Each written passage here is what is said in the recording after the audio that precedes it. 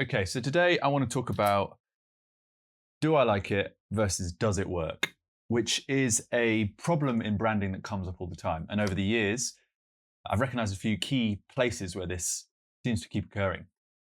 So I was doing a rebrand of a SaaS company, and we were coming in to do this creative strategy and the top overarching strategy.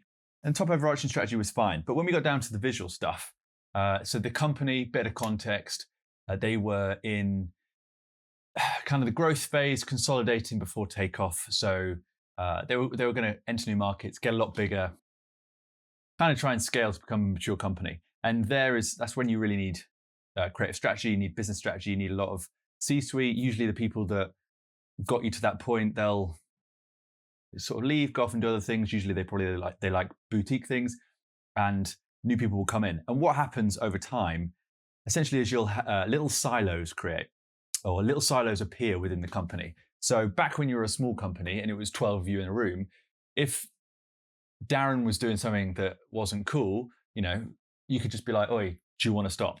And then it would be sorted. Or if there was a conflict of interest in the designs, it was very easy to sort it out.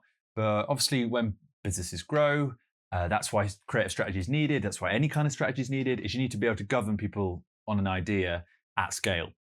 So this SaaS company, we came in to do it, and it was all fine until we started talking to the product team and the sales team, which is, I'd say, one of the most common fractures or common silos, because they get a way of doing things and these guys get a way of doing things.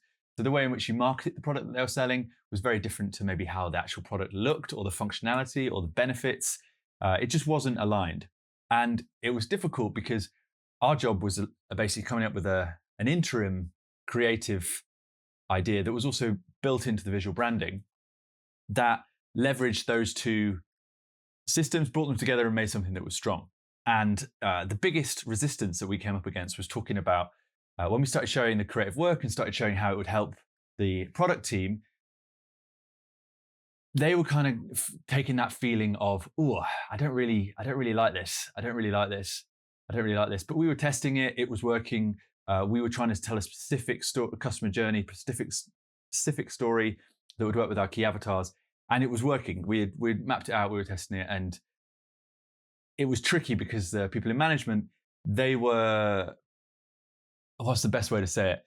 So I guess different feels like bad. First off, I think, for instance, when kids eat new food, they'll often be like, "Oh, I don't like that."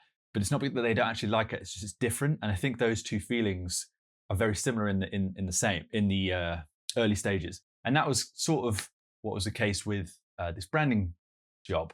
The product team have built the product from the ground up, and change is scary, and also, rightly so.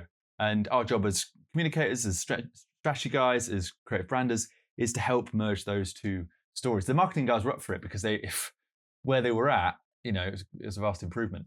So in the meeting, we would every presentation we do, we would literally type a slide and just say, "Okay, so we're going to talk about a lot of creative work, and what I want you to do is analyze the feeling of do I like it or does it work?" Because essentially, if it's working for the business, if it's getting our core goals and getting us closer to our outcomes, where we are, where we want to be, and what's in the way to get there, if it's helping solve that, then essentially your opinion doesn't really matter.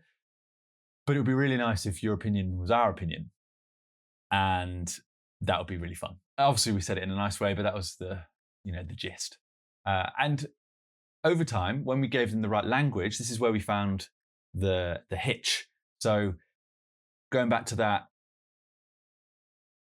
it tastes bad, but it's just a new flavor.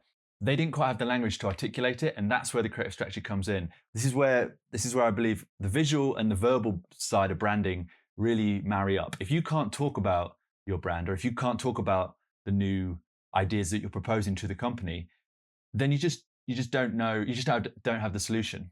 And whether or not maybe you don't need a copywriter there, but if you can't distill the idea into ways that can be thrown around and tossed around in a meeting. So let's say we had a brand property. I can't really tell you what it's called because it's NDA, sorry.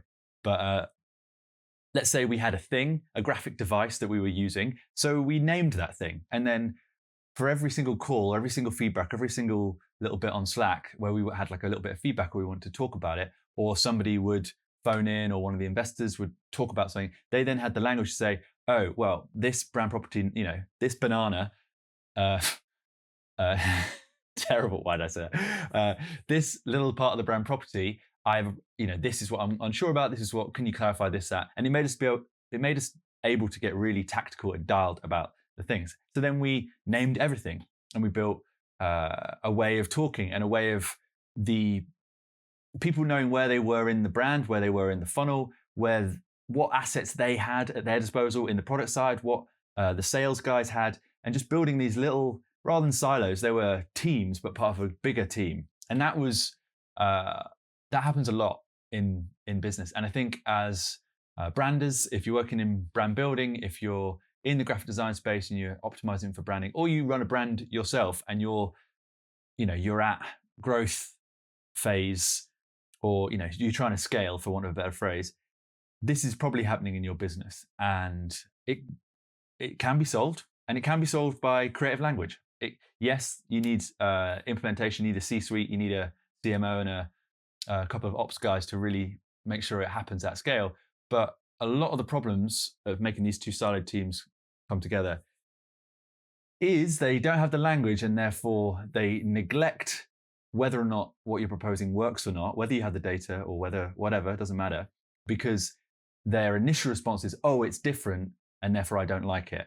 So the difference between does it work versus do I like it is the ability to express the idea.